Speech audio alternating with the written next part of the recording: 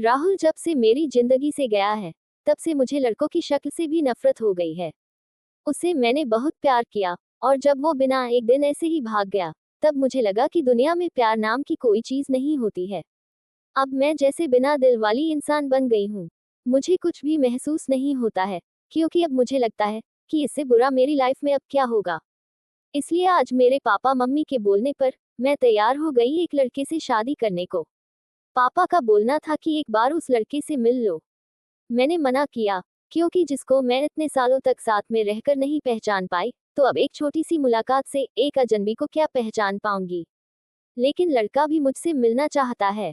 मैंने उससे मिलने को हामी भर दी। सच कहूं तो मुझे अब किसी भी बात से कुछ फर्क नहीं पड़ता है। हमारा मिलना तय हुआ डिनर पर। पापा और मम्मी चाहते हैं कि मैं अकेले ही मिलने उससे जाऊं। मैं जैसे मुर्दा हूँ, मुझे अब कुछ फर्क नहीं पड़ता। मेरे हाथ में जो आया, मैंने पहन लिया और पहुंच गई।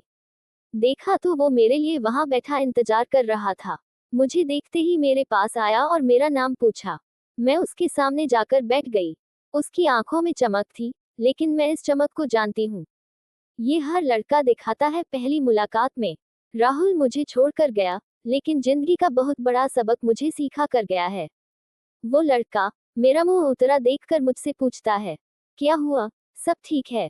मैंने भी उसे जवाब दिया, मेरी थोड़ी तबीयत खराब है। फिर वो बोला कि आप फिर आज क्यों मिलने आई? हम फिर कभी और भी डिनर कर सकते थे।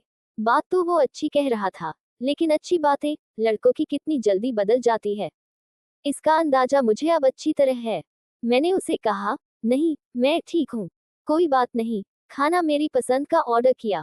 फिर अचानक उसको किसी का फोन आया, और जब फोन पर उसने बात की, तो मैंने तय कर लिया कि अब मैं इससे शादी नहीं करूंगी। फोन पर उसने अपना नाम बताया सामने वाले को, और यह वही नाम था जिसे मैं अब कभी सुनना नहीं चाहती थी। उसका नाम भी राहुल था।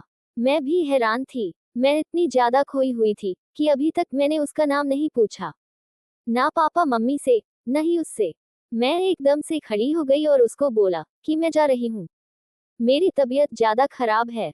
वो जैसे घबरा गया, मुझसे बोला कि मैं छोड़ देता हूँ आपको गाड़ी से, पर मुझे अब उसके मुंह से कही हर बात कांटे की तरह चुभ रही थी।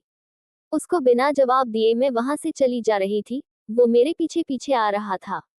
मेरी आंखों से अब आंसू टपकने लगे, और मैं बाहर टैक्सी या ऑटो का इंतजार करने लगी। मेरी आंखों में आंसू देखकर उसने मेरी बांह पकड़ी और मुझे गाड़ी में बैठने को कहा।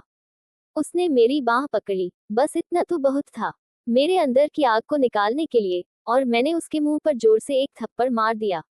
वो जैसे हक्का बक्का रह गया, और फिर उस राहुल की भड़ास इस राहुल पर निकली। और मैंने कहा, तुम लड़के अपने आप को समझते क्या हो, जो मन चाहा वो करोगे क्या?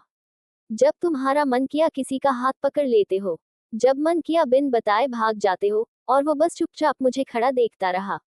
टैक्सी आए और मैं बैठकर वहां से चली आई। आते वक्त मैंने उसका चेहरा भी नहीं देखा। अपने कमरे में आने के बाद 1 घंटा मैं और रोई, पापा मम्मी को कुछ नहीं बताया।